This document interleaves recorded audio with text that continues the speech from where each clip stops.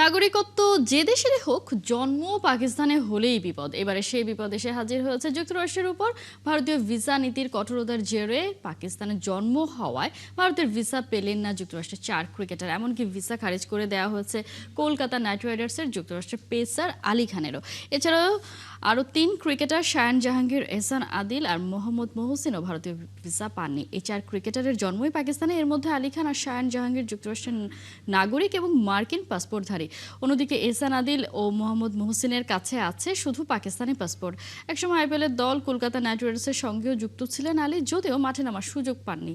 যুক্তরাষ্ট্র অবশ্য এখনও বিশ্বকাপের চূড়ান্ত স্কোয়াড ঘোষণা করেনি। আসছে টি-20 বিশ্বকাপে যুক্তরাষ্ট্র খেলবে এই গ্রুপে তাদের সাথে আছে আয়োজক ভারত, পাকিস্তান, নেদারল্যান্ডস আর নামিবিয়া।